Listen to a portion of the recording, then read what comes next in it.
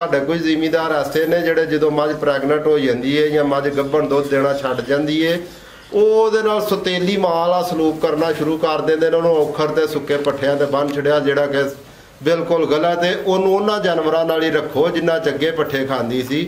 ਲੇਕਿਨ ਉਹਦਾ ਵੰਡਾ ਅਗਰ ਤੁਸੀਂ ਨਹੀਂ ਸਮਝਦੇ ਹੋ ਕਿ ਅਫੋਰਡ ਨਹੀਂ ਕਰ ਸਕਦੇ ਥੋੜਾ ਘੱਟ ਕਰ ਲਓ, ਲੇਕਿਨ ਉਹਨੂੰ ਪਾਓ ਜ਼ਰੂਰ। ਉਹ ਤੁਹਾਨੂੰ ਨਤੀਜਾ ਇਸ ਮਾਲ ਦਾ ਖਾਦਾ ਜ਼ਾਇਆ ਨਹੀਂ ਜਾਂਦਾ।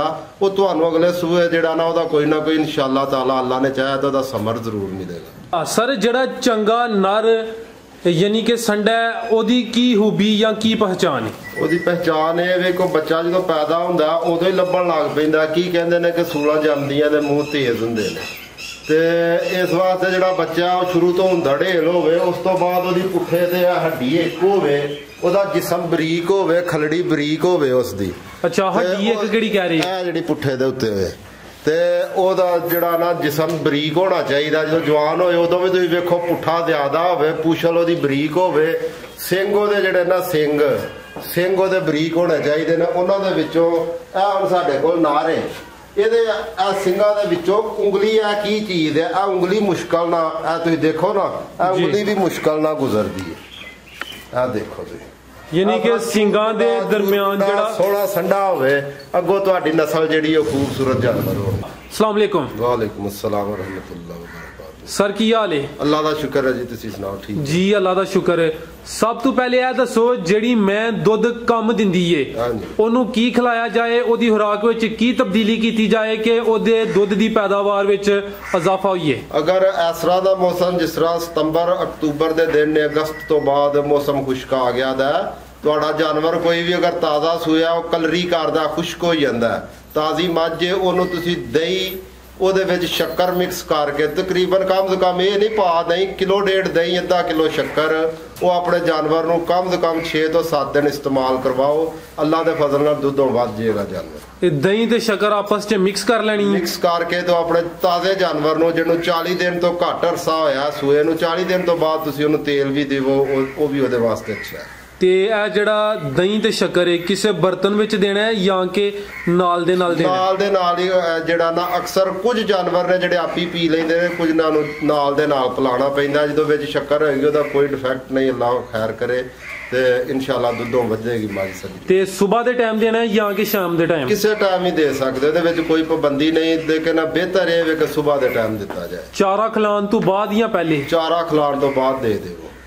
ਅੱਛਾ ਮੁਜ਼ਮਲ ਸਾਹਿਬ, ਇਹ ਦੱਸੋ ਜਿਹੜੀ ਮੈਂ ਆਟਾ ਨਹੀਂ ਸੁੱਟਦੀ ਉਹਦਾ ਵੀ ਕੋਈ ਦੇਸੀ ਹੱਲ ਹੈ ਜੇ? ਹਾਂਜੀ, ਉਹਦਾ ਵੀ ਦੇਸੀ ਹੱਲ ਹੈ। ਤੁਹਾਡਾ ਜਾਨਵਰ ਅਗਰ ਕੋਈ ਤਕਰੀਬਨ 17, 13, 17, 21 ਇਹਨਾਂ ਦਿਨਾਂ ਦੇ ਵਿੱਚ ਮੱਝ ਜਿਹੜੀ ਉਹ ਲਾਜ਼ਮੀ ਆਟਾ ਸੁੱਟਣ ਲੱਗ ਪੈਂਦੀ। ਅਗਰ 21 ਦਿਨ ਗੁਜ਼ਰ ਗਏ ਨੇ ਤੁਹਾਡੀ ਮੱਝ ਨਹੀਂ ਆਟਾ ਵੀ ਸੁੱਟਦੀ, ਚਣੇ ਲੈ ਕੇ ਉਹਨਾਂ ਨੂੰ ਦਲਾ ਲੈਣਾ, ਉਹ ਭੇ ਕੇ 2 ਕਿਲੋ ਮੱਝ ਨੂੰ ਰੋਜ਼ ਇਸਤੇਮਾਲ ਕਰਵਾਓ। ਨਾਲ ਉਹਨੂੰ ਇੱਕ ਪਾ ਗਲਕੰਦ, ਉਹਦੇ ਵਿੱਚ ਅੱਧ ਪਾ ਚੀਨੀ ਪਾ ਕੇ ਉਹ ਦੇਵੋ, ਇਨਸ਼ਾਅੱਲਾ ਮੱਝ ਜਿਹੜੀ ਮੈਲਾ ਸੁੱਟ ਛੜੇਗੀ। ਚਣੇ ਸਰ ਕਿਹੜੇ, ਕਾਲੇ ਕੀ ਦੂਸਰੇ? ਕਾਲੇ।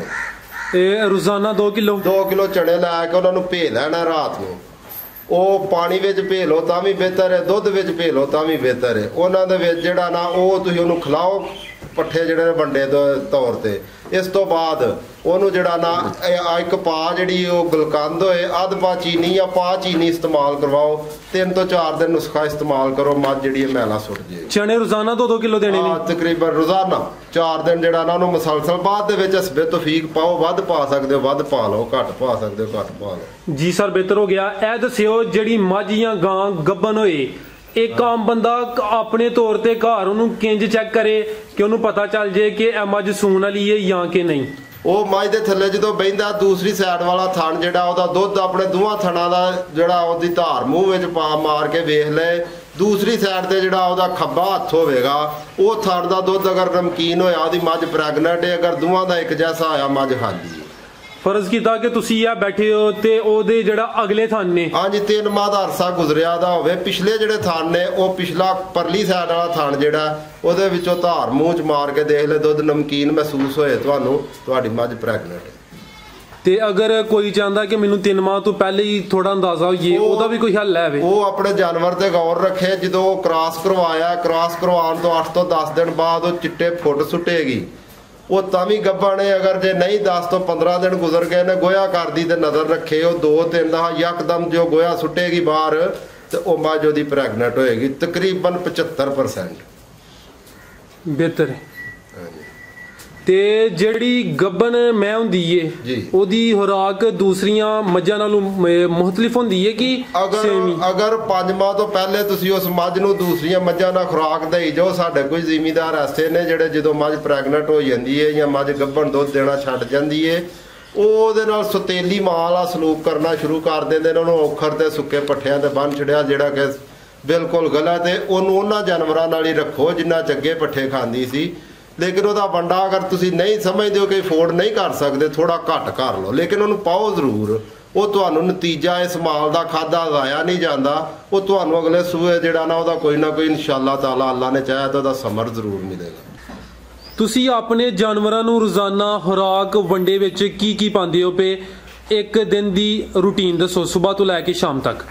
ਅਸੀਂ ਆਪਣੇ ਜਾਨਵਰਾਂ ਨੂੰ ਇਸ ਟਾਈਮ ਤਕਰੀਬਨ ਨਿਸਫ ਜਿਹੜਾ ਨਾ ਕੋਸ਼ਿਸ਼ ਕਰੀਦੀ ਹੈ ਵੰਡੇ ਦੀ ਪਾ ਵੀ ਅਗਰ ਕੋਈ ਮੱਝ 10 ਕਿਲੋ ਦੁੱਧ ਦਿੰਦੀ ਹੈ ਤੇ ਕੋਸ਼ਿਸ਼ ਇਹ ਵੇ ਉਹਨੂੰ 5 ਕਿਲੋ ਨਹੀਂ ਤੇ 4 ਕਿਲੋ ਵੰਡਾ ਲਾਜ਼ਮੀ ਪਵੇ ਤੇ ਨਾਲ ਉਹਨੂੰ ਤੇਲ ਦੀ ਡੋਜ਼ ਜਿਹੜੀ ਹੈ ਨਾ ਸਰਸੋਂ ਦਾ ਤੇਲ ਮਾਸਟਰ ਆਇਲ ਇਹ ਡੇਲੀ ਯੂਜ਼ ਹੋਣਾ ਚਾਹੀਦਾ।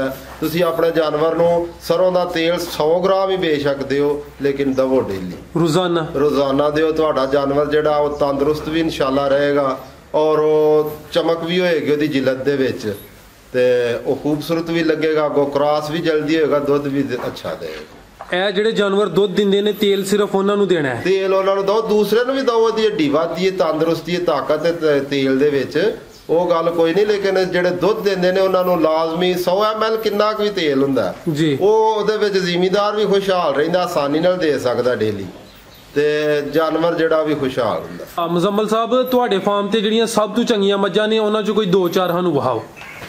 ਇਹ ਮੱਝ ਜੀ ਮਾਸ਼ਾਅੱਲਾ ਵੇਖੋ ਅਲਹਮਦੁਲਿਲਾ ਅੱਲਾ ਦਾ ਫਜ਼ਲ ਹੈ। ਇਹ ਮੱਝ ਹੁਣ ਤਿਆਰ ਹੁੰਦੀ ਹੈ ਪਈ। ਇਹ ਮੱਝ 16 ਤੋਂ 18 ਲੀਟਰ ਦੁੱਧ ਰੂਟੀਨ ਵਾਈਜ਼ ਇਹਨੇ ਮਾਲ ਦੇ ਵਿੱਚ ਦਿੰਦੀ ਹੈ ਮਾਸ਼ਾਅੱਲਾ। ਇਹ ਕਿੰਨਵੇਂ ਸੂਏ ਵਾਸਤੇ ਤਿਆਰ ਹੋ ਰਹੀ ਹੈ? ਇਹ ਹੁਣ ਚੌਥਾ ਸੂਆ ਸੂਣਾ ਇਹਨੇ ਤੇ ਇਸ ਤੋਂ ਜਿਹੜਾ ਪਿਛਲਾ ਸੂਆ ਹੀ ਉਦੋਂ ਇਹਨੇ ਜ਼ਿਆਦਾ ਤੋਂ ਜ਼ਿਆਦਾ ਕਿੰਨਾ ਦੁੱਧ ਦਿੱਤਾ? ਇਹਨੇ ਤਕਰੀਬਨ 16-17 ਲੀਟਰ ਦੁੱਧ ਦਿੱਤਾ। ਇਹ ਕਿਹੜੀ ਨਸਲ ਦੀ ਮੱਝ ਹੈ? ਇਹ ਮੱਝ ਨੀਲੀ ਦੀ ਹੈ। ਅੱਛਾ ਹੋਰ ਕੋਈ ਵਹਾਓ ਸਰ? ਇਹ ਮੱਝ ਕੋਲ ਇਹ ਜਿਹੜੀ ਹੈ ਇਹਦੇ ਕੋਲ ਇਸ ਟਾਈਮ ਵੀ ਅਲਹਮਦੁਲਿਲਾ ਅੱਲਾ ਦੇ ਫਜ਼ਲ ਨਾਲ 15 ਲੀਟਰ ਦੁੱਧ ਹੈ।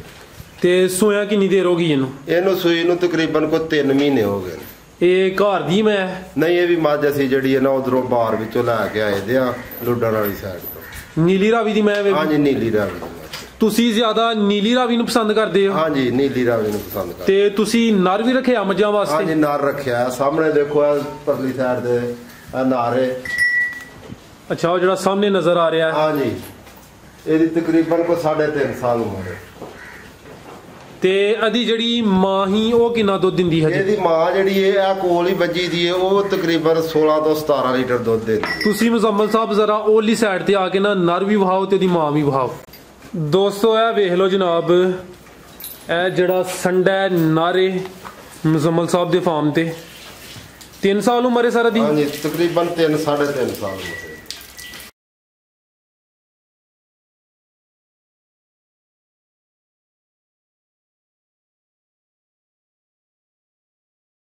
ਸਰ ਜਿਹੜਾ ਚੰਗਾ ਨਰ ਯਾਨੀ ਕਿ ਸੰਡਾ ਉਹਦੀ ਕੀ ਖੂਬੀ ਜਾਂ ਕੀ ਪਹਿਚਾਨ ਹੈ? ਉਹਦੀ ਪਹਿਚਾਨ ਇਹ ਵੇਖੋ ਬੱਚਾ ਜਦੋਂ ਪੈਦਾ ਹੁੰਦਾ ਉਦੋਂ ਹੀ ਲੱਭਣ ਲੱਗ ਪੈਂਦਾ। ਕੀ ਕਹਿੰਦੇ ਨੇ ਕਿ ਸੂਲਾਂ ਜੰਮਦੀਆਂ ਦੇ ਮੂੰਹ ਤੇਜ਼ ਹੁੰਦੇ ਨੇ ਤੇ ਇਸ ਵਾਸਤੇ ਜਿਹੜਾ ਬੱਚਾ ਉਹ ਸ਼ੁਰੂ ਤੋਂ ਧੜੇਲ ਹੋਵੇ ਉਸ ਤੋਂ ਬਾਅਦ ਉਹਦੀ ਪੁੱਠੇ ਤੇ ਹੱਡੀ ਇੱਕ ਹੋਵੇ ਉਹਦਾ ਜਿਸਮ ਬਰੀਕ ਹੋਵੇ ਖਲੜੀ ਬਰੀਕ ਹੋਵੇ ਉਸਦੀ।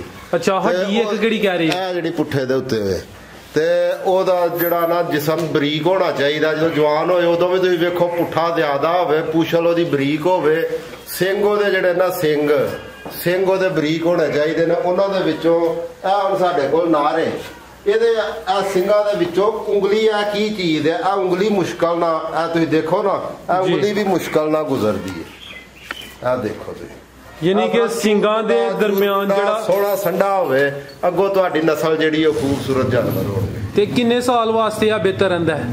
ਇਹ ਤਕਰੀਬਨ 6 ਤੋਂ 7 ਸਾਲ ਜਿਹੜਾ ਨਾ ਕੰਮ ਕਰੇਗਾ ਇਨਸ਼ਾਅੱਲਾ। ਇੱਕ ਨਰ ਕਿੰਨੀਆਂ ਮੱਝਾਂ ਵਾਸਤੇ ਕਾਫੀ ਹੈ? ਇਹ ਤਕਰੀਬਨ 40 ਮੱਝਾਂ ਵਾਸਤੇ ਵੀ ਇੱਕ ਕਾਫੀ। ਤੇ ਇਹਦੀ ਜਿਹੜੀ ਮਾਂ ਵੇ ਉਹ ਕਿੰਨਾ ਦੁੱਧ ਦਿੰਦੀ ਹੈ ਇਹਦੀ ਜੀ? ਮਾਂ ਕੋ ਤਕਰੀਬਨ 17 ਤੋਂ 18 ਲੀਟਰ ਦੁੱਧ ਦਿੰਦੀ। ਇੱਥੇ ਮੌਜੂਦ ਹੈ? ਹਾਂਜੀ। ਅੱਛਾ, ਇਹ ਨਾਲ ਹੀ ਖੜੀ ਹੈ? ਇਹ ਨਾਲ ਹੀ ਖੜੀ। ਇਹ 17-18 ਕਿਲੋ ਦੁੱਧ ਆ ਦਿੰਦੀ ਸੀ। ਹਾਂਜੀ। ਹੁਣ ਕੋ ਤਕਰੀਬਨ 6 ਤੋਂ 7 ਮਾਹ ਦੀ ਜਿਹੜੀ ਹੈ ਨਾ ਇਹ ਗੱਭਣ ਹੈ ਜੀ। ਮੁਜ਼ੰਮਲ ਸਾਹਿਬ ਬਹੁਤ ਸ਼ੁਕਰੀਆ ਜਨਾਬ, ਤੁਸੀਂ ਇੱਕ ਦਫਾ ਫੇਰ ਬੜੀਆਂ ਵਧੀਆ ਤੇ ਕੀਮਤੀ ਗੱਲਾਂ ਕੀਤੀਆਂ ਨੇ। ਅੱਲਾਹ ਪਾਕ ਤੁਹਾਨੂੰ ਸਿਹਤ ਦੇ। ਅੱਲਾਹ ਹਾਫਿਜ਼।